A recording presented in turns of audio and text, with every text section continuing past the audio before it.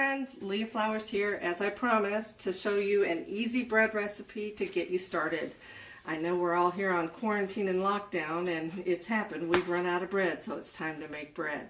I want to show you a few things before I start. First is my permanent kitchen companion that's always here for me to trip over when I cook.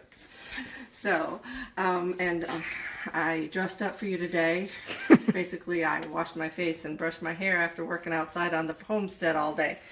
So, this is why I like this bread. It takes 2 minutes, and it's not my original recipe, so I did borrow it from somebody, and it's from Jim Leahy, owner of Sullivan Street Bakery, but it's really very easy.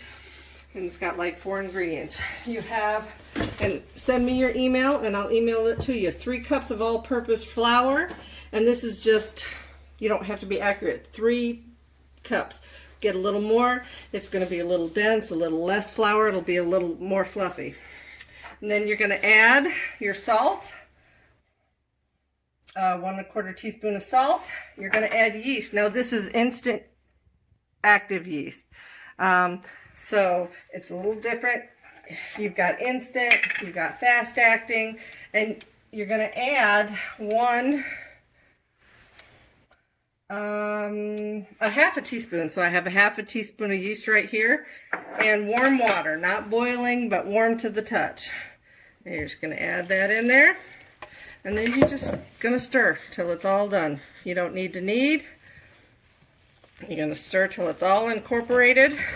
And it's going to be sticky and gooey. If it's a little dry because you have a little more flour, you add a teaspoon or so of water, and you're just going to mix it up till it's all in a ball, just like that.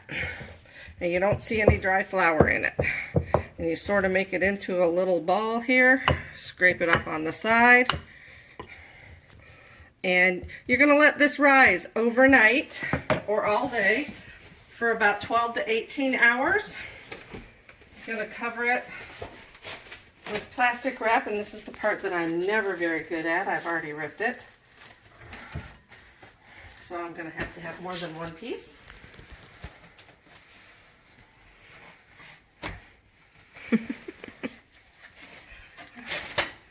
And there you go.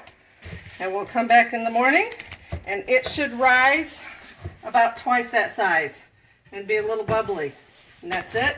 I'll see you in the morning. Good morning, fellow modern day pioneers. You know, we're all in this together. So we've let our bread rest overnight, and it's risen nicely.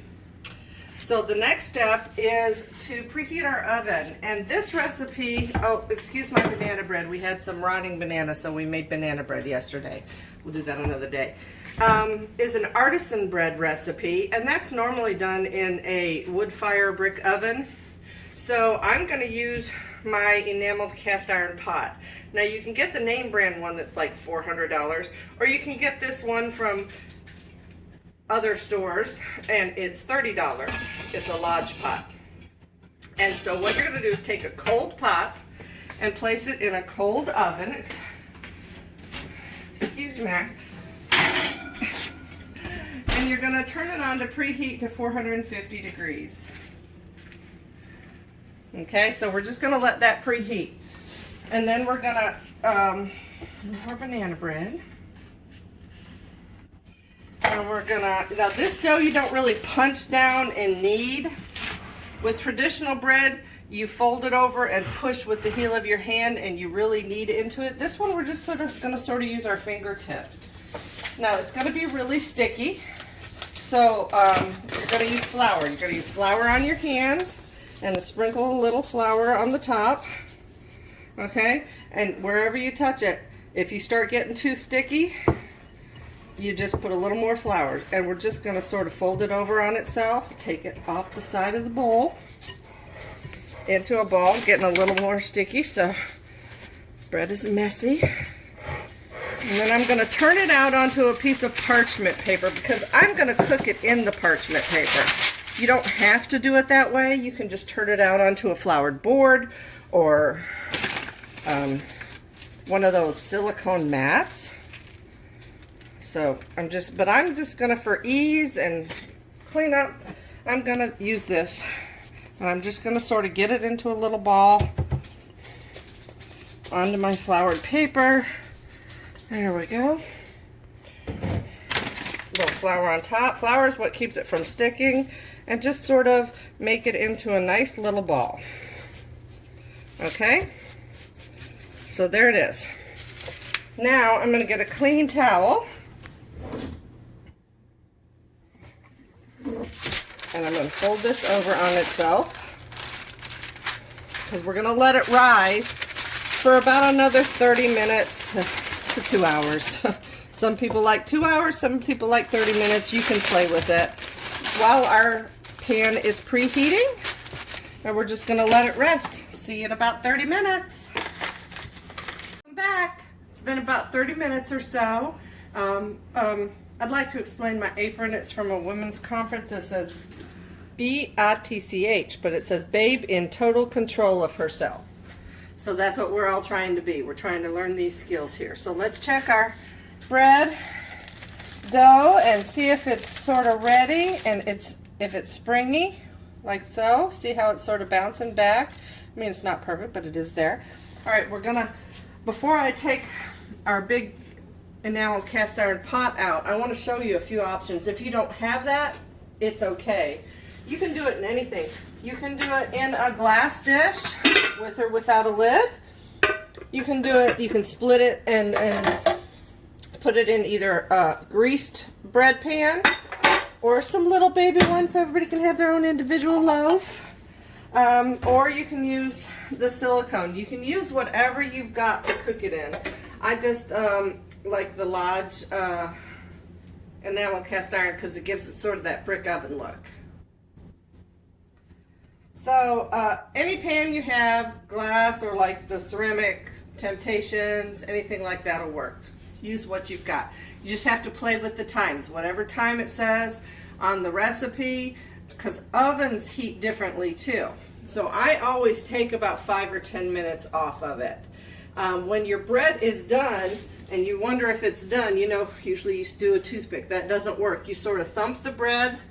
If it sounds hollow, then it's done. It should echo. So let's take our pot out. It is hot. You can see the color even changed. Now, one thing I like to do whenever I take these pots out is to leave something setting on the pots wherever you're going to grab it so that you remember not to touch it. But they won't stay there. So leave something on there. I've learned this the hard way. And since I did it on parchment paper, it's very easy. I'm just going to take it, put it in here, put my lid on, and back in my oven. And then you're going to cook this. Now the recipe here says 35 to 40 minutes. Then you take the lid off and you bake another 10 to 15 minutes. So that's about an hour. So I'm going to set my timer for 30 minutes. Then I'm going to test it. And if it seems like it's pretty much done, I'll take the lid off and do the other 10 to 15 minutes. And we'll see you when that gets done. Welcome back. So our bread has cooked. We took the lid off, cooked it for another 15 minutes. Let's see what we've got here. Oh my goodness. Let's do our little thump test. Get close. See, sounds hollow. And we're just going to lift it out so it can cool on our cooling rack. And there's your artisan bread. Once you get comfortable doing this, you can add some different flavors. You can make dill bread, I don't know, different things, and cinnamon bread. You can add stuff. You can change this up to make whatever kind.